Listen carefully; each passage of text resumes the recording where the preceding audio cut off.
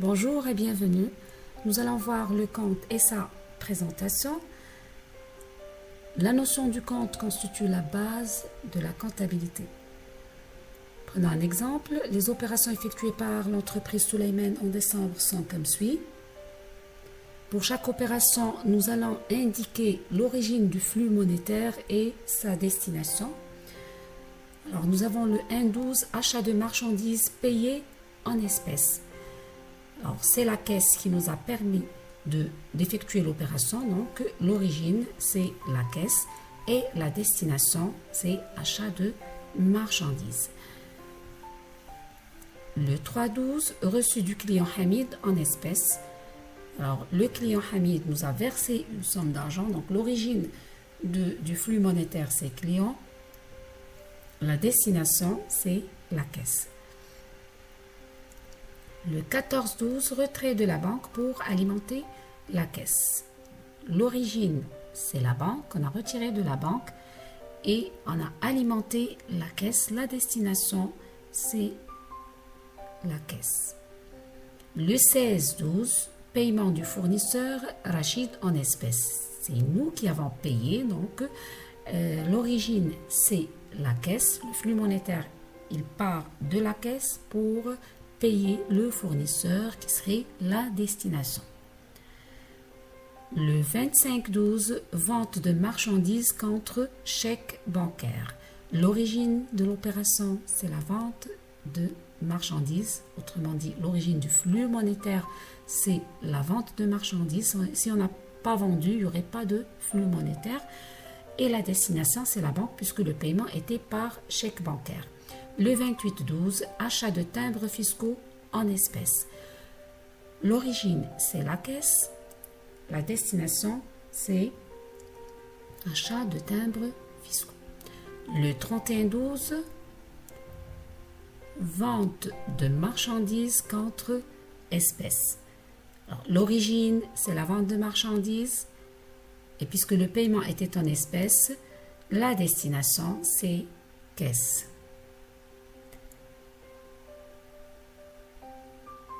Présentons maintenant le compte caisse à titre d'exemple, sachant que le solde initial est égal à 30 000 dirhams. On va commencer par une représentation schématique du compte. Donc, compte schématique en T. On va mettre l'intitulé du compte et le numéro qui figure sur le plan comptable. Donc, dans la première partie, vous avez les emplois qui correspondent au débit. Et dans l'autre côté, c'est les ressources qui correspondent au crédit. Alors, vous avez le compte 5161 qui est compte caisse. Nous allons prendre tous les montants qui ont été inscrits dans la partie destination, c'est-à-dire emploi, au débit du compte, tout en rajoutant le solde initial au 1.12 qui est égal à 30 000 dirhams.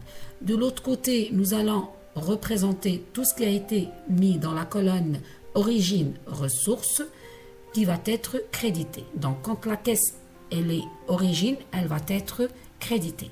Le total, c'est 85 000, donc il est plus élevé que le crédit, le total débit, plus élevé que le total crédit. On est amené à calculer le solde qui va être débiteur puisque débit dépasse crédit, qui est égal à 64 200. Donc là, on peut calculer le total qui va être le même que le total débit.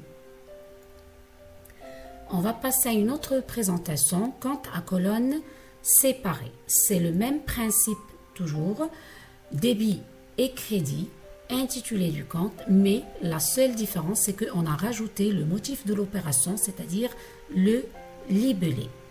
Alors, on va reporter les deux tableaux pour avoir une référence. 5161, c'est le compte caisse. Au 1.12, vous avez solde initial. Donc là, on rajoute le libellé, c'est-à-dire l'explication de l'opération. 30 000 dirhams. Le 1.12, la caisse était origine, donc elle va être créditée. L'intitulé du le libellé du compte achat de marchandises, pièce de caisse numéro 1, c'est 15 000 dirhams comme montant. Alors, le 3.12, reçu du client, pièce de caisse 2, c'est-à-dire le justificatif, 25 000 dirhams au débit. 14-12, retrait de la banque, 10 000 dirhams.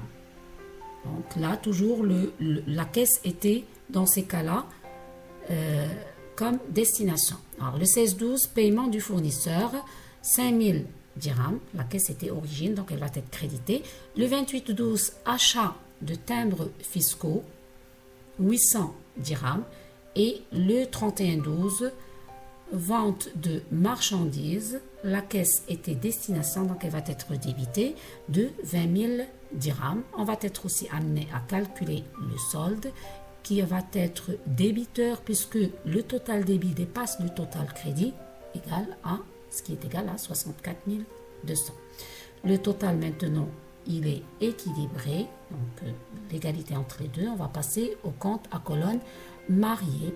Toujours le même principe, sauf que là, on va réunir tous les libellés de la colonne débit et crédit et on va calculer le solde après chaque opération. Alors, nous avons le compte caisse. La première opération, le 1-12, c'est le solde initial. Il va être reporté dans le côté débit. Et vous avez là le 1-12, achat de marchandises. Et là, ça va être inscrit dans la partie crédit. Et juste après, on calcule le solde. 30 000 moins 15 000, ça vous donne 15 000 dirhams comme solde débiteur. Le 3-12, reçu du client. Alors, on a reçu 25 000 dirhams qui va être inscrit au débit. Et 25 000 plus 15 000, c'est 40 000. Puisque le montant il est au débit, on rajoute. Et du moment que le solde il est aussi débiteur. Retrait de la banque, 10 000 dirhams au débit. Et vous avez 10 000 plus 40 000, ça vous donne 50 000. Le 16-12, paiement du fournisseur au crédit, 5 000 dirhams. 50 000 moins 5 000, ça vous donne 45 000. Parce que le solde, il est débiteur et le montant, il est inscrit au crédit, donc on doit le déduire. Le 28-12, achat de timbres fiscaux, 800 dirhams au crédit. Ça va être aussi déduit puisque le dernier solde, il est débiteur et le montant, il est inscrit au crédit. Ça vous donne 44 200. Le 31-12, vente de marchandises, 20 000 dirhams. Le solde, il est débiteur de 44 200 et le montant, il est au débit qui est de 20 000. Alors, on va mettre 44 200 plus 20 000, ça vous donne 64 200. Là, le compte est un tableau qui permet d'enregistrer les opérations de même nature. Il est divisé en deux parties.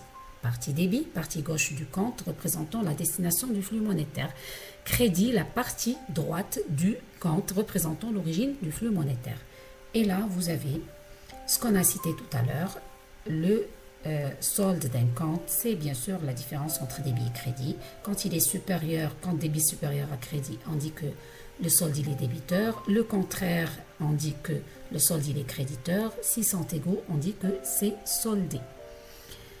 Et là, c'est une terminologie de débiter un compte, créditer un compte, le libeller, imputation dans un compte et le fait d'arrêter un compte. On vous explique c'est quoi. Bonne lecture et à très bientôt.